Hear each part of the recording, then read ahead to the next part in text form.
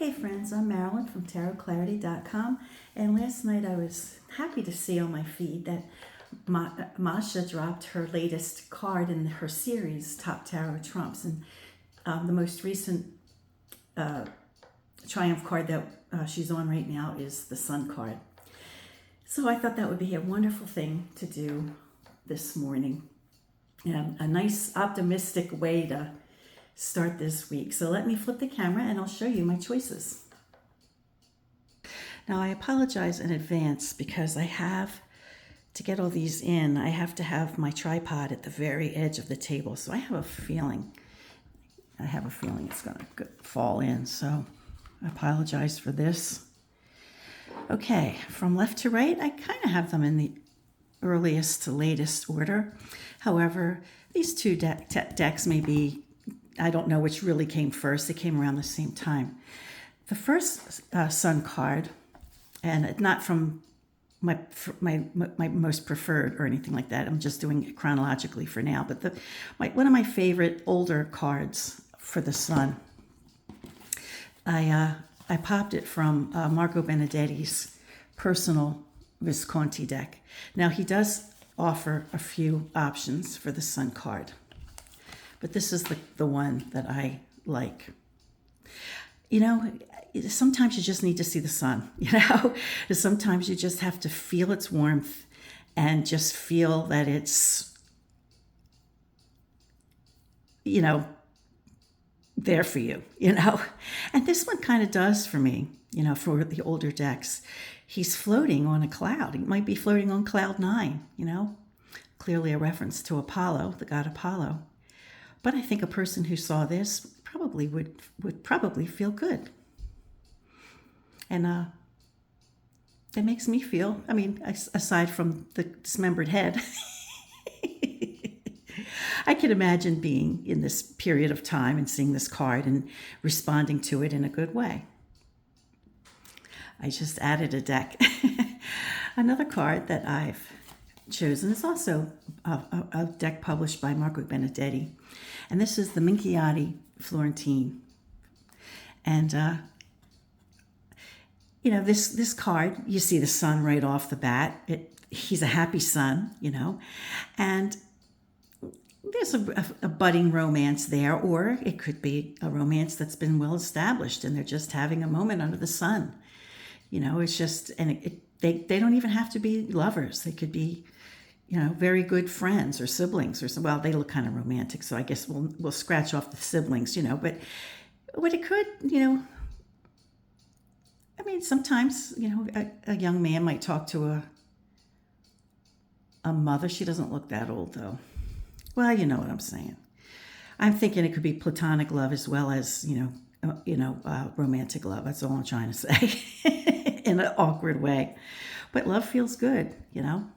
Unless it's, you know, unless it's not a healthy love. When love is healthy, it feels great, you know, and you feel like somebody's there for you and you're there for other people. This deck, I have several copies of this, the Vachetta deck or Vachetta deck, but I chose this one because this one was in order and it was easiest to get the card out of. So I'm just being real. This one is a Spanish publication. So the cards are in Spanish, and it's published by Serio.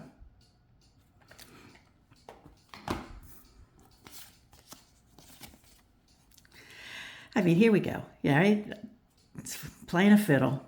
The day is great, you know. The harvest is good. Everything's awesome. Let's listen to some music. You got to feel good with that, right?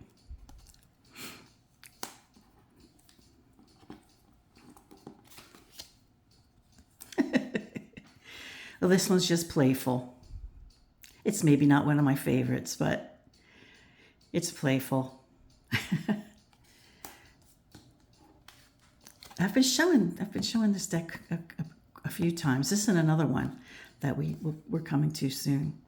But this one is from the Fergus Hall. I just did a video using it, I think one of my last times.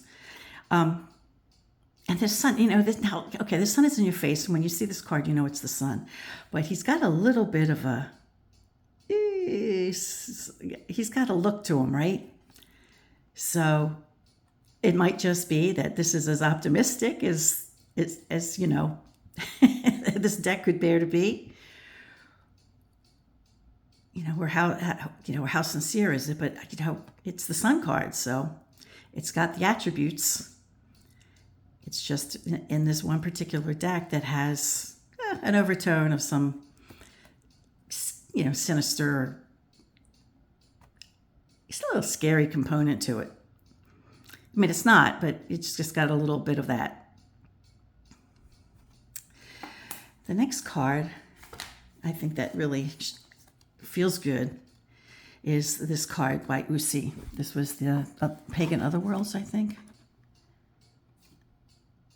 Very pretty backs. Now, this was the first edition. I don't know if they've changed any cards, or even if they have further editions in this. I don't know. But the sun is there. You know, it's not in your face. Well, it's in your face. You can't miss it. But it's not like crazy smiling and happy. It's just a warm presence, you know. Now the sun is not glancing at the child. It would have been awesome if the sun were, right?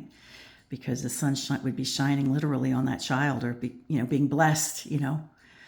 But it's still a nice message. And the last one, I've been pulling a lot of cards for this series from this deck. This is the Ehrenberg Tarot. And if that can't cheer you up if you see it, what could? I think that's like a very cheerful sun. Now, you know, you have to have an understanding of what the meaning of the sun card is, right? Based on just the few things I've said about feeling good, and this is what I want to see, today I want to be picked up, so I want to feel optimistic. So I was happy to do the sun card. So I'm trying to just show the cards that feel the most optimistic. This one really, really does. This one really feels optimistic. And you can't help but understand to some degree what this card means if you see it. You don't know tarot and if somebody doesn't know tarot and you show it to a child. And this is, in fact, something I'll do with my grandchildren. I'm going to show them this card and ask them, what do you feel? What do you see in this card? Like, what do you feel when you see this card? And I bet you they all say happy, So from the mouth of babes, right? So I guess,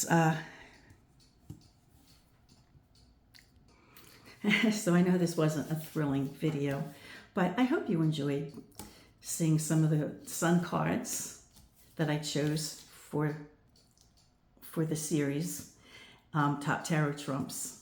And I hope they made you feel better. I hope they lifted your spirits today. Until next time, peace, stay well, be kind, and do no harm.